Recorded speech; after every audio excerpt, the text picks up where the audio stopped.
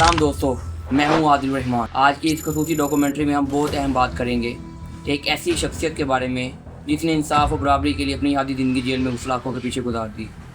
चलिए जानते हैं नेल्सन मंडेला के बचपन से लेकर उनकी जदोजहद, कैदी बनने और फिर सदर बनने तक का पुरअज़म सफ़र। एक ऐसा इंसान जिसे उसकी अपनी सरजमीन पर 27 साल तक सलाखों के पीछे रखा गया, जिसे खामोश कराने की हर मुमकिन कोशिश की गई, लेकिन जब वो बाहर निकला तो उसने न सिर्फ एक मुल्क की अपनी तारीख बदल दी, बल्कि पूरी दुनिया को सिखाया कि अदम तशद्दुद और बर्दाश्त की ताकत क्या होती है।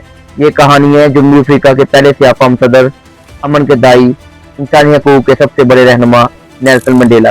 18 जुलाई 1918 को जनूबी अफ्रीका के गांव मोइजो में एक बच्चे की पैदाइश हुई, जिसका नाम रोलेला मंडेला रखा गया। मुकामी ज़बान में रोलेला का मतलब होता है शरारती या मुसीबत खड़ी करने वाला। बचपन में जब वो स्कूल गए तो उनकी टीचर ने उन्हें एक अंग्रेजी नाम दिया। नेल्सन मंडेला का ताल्लुक एक शाही खानदान तंबू कबीले से था, जिसकी वजह से इन्हें कम उम्र में ही क़यादत और इंसाफ के तौर सीखने का मौका मिला। जब वो कॉलेज पहुंचे तो उन्होंने वकालत की तालीम हासिल की। तालीम के दौरान ही उन्होंने महसूस किया कि उनके मुल्क में गोरे और काले लोगों के दरमियान कितना गहरा तासुब और तफरीक है। 1940 की दिहाई में जनूबी अफ्रीका में नस्ली तासुब का निज़ाम नाफिज था, यानी सियाफाम लोगों को बुनियादी हकूक से महरूम रखा जाता था। उन्हें अलग बसों में सफर करना पड़ता था, अलग इलाकों में रहना पड़ता था, यहाँ तक कि वोट देने का हक भी नहीं था। इस नाइंसाफी के खिलाफ मंडेला ने अफ्रीकी नेशनल कांग्रेस ANC में शमूलियत इख्तियार की। शुरुआत में उन्होंने पुरअमन और अदम तशद्दुद के रास्ते को अपनाया। उन्होंने एहतजाजी मुजाहरे, हड़तालियां, अवामी तहरीकें चलाईं, लेकिन जब हुकूमत का निज़ाम जुल्म से बढ़ता गया तो पुरअमन मुजाहिरीन पे गोलियां चलाई गईं, तो मंडेला ने महसूस किया कि सिर्फ खामोशी से काम नहीं चलेगा। उन्होंने ANC का एक मुसल्लह विंग तश्कील दिया ताकि नस्ली तासुब के खिलाफ मजबूती से लड़ा जा सके। हुकूमत की नज़र में मंडेला अब एक बागी बन चुके थे। बिलाकर 1962 में इन्हें गिरफ्तार कर लिया गया।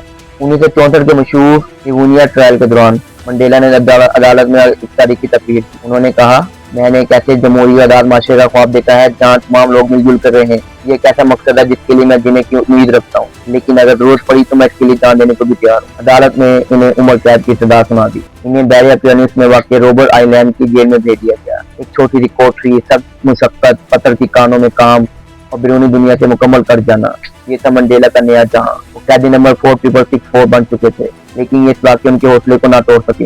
वो जेल के अंदर से भी दूसरे कैदियों की रहनुमाई करते रहे। वक्त गुजरता गया। मंडेला ने जेल में 27 तवील साल गुजारे। इस दौरान पूरी दुनिया में नस्ली तासुब के खिलाफ शदीद रद्द-ए-अमल सामने आया। बैन अल-अक़वामी दबाव के आगे बिलाकर जनूबी अफ्रीका की हुकूमत को झुकना पड़ा। 11 फरवरी 1990 में ये वो तारीख थी जिस दिन नेल्सन मंडेला जेल की सलाखों से बाहर आए।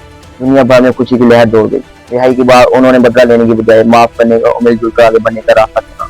1993 में उन्हें अमन के नोबेल इनाम से नवाजा गया, और फिर 10 मई 1994 का वो अजीम दिन जब नेल्सन मंडेला ने जनूबी अफ्रीका के पहले जमहूरी तौर पर मुंतखब सियाफाम सदर के तौर पर हलफ उठाया।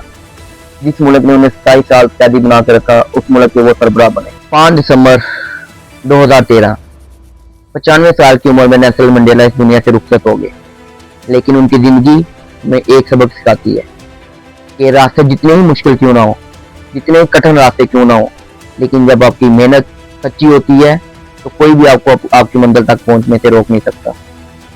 उम्मीद है आपको ये डॉक्यूमेंट्री नेल्सन मंडेला के ऊपर अच्छी लगी होगी।